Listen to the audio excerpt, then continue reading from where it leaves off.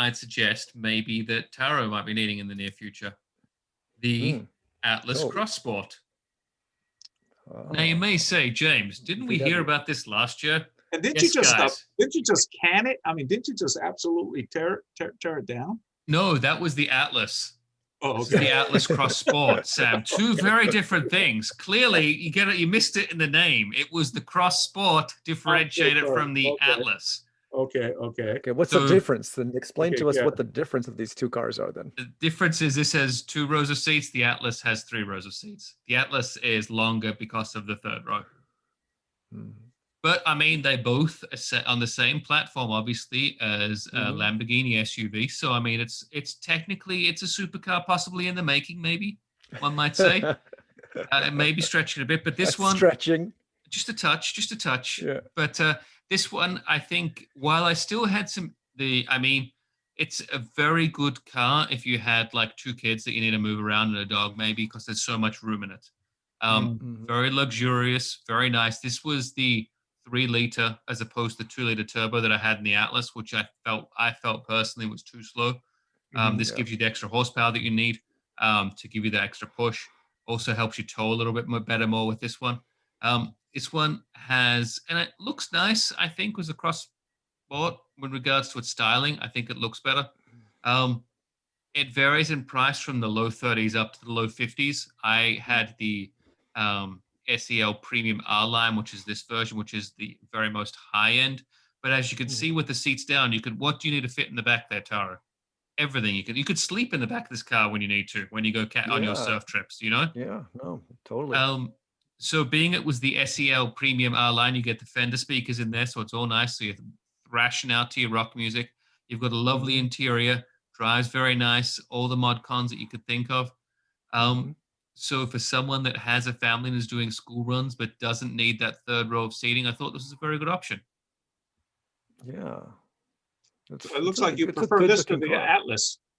Definitely prefer this to the Atlas without a shadow of a doubt. It just had the Atlas for me was a little bit big. This one also had the handy feature where you've got like the different cameras. So for this one, I liked a lot about it. For me in particular, was parking it in my garage. You could do the top-down view, which was great to make sure just nimbling, getting around, which was super handy to give you all the different views. I like the wheels. I like the styling on this.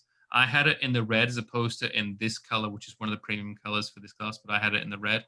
So that was, think of that being like me driving it around town. But yeah, I liked it. I like the photos you shot, James. Here, did you take it up to the mountains? Actually, funnily enough, Taro, these were provided by Volkswagen. And one thing that I will say is my biggest peeve about this car is that the Volkswagen website only works on Chrome to download anything. So as my third choice browser, it's always a pain getting the images, and I have to always remember it every time. So if Volkswagen was able to tweak that website a little bit to make it a little bit easier, that'd be so much better. But I mean, it is obviously that $50,000, which this comes in as at a premium price point, but you are getting a very nice car for this price point. Okay. Yeah. It looks like a good, like, balanced car. Just perfect for like what you were saying. You know, if you have a family, if you've got of 4, family of 4 with a dog, this is great. Just as long as they don't want to invite any friends, unless you kick the significant other out of the car. But there is a lot of room in this vehicle as well, which is super handy. It's got so many competitors in that segment that what does it have that'll make it stand out? I see not too much, So I mean, does it have a 4-wheel drive version as well? Yes. So the one that I had the 4Motion, it's all-wheel drive, but yes, 4Motion, all-wheel drive. Yeah.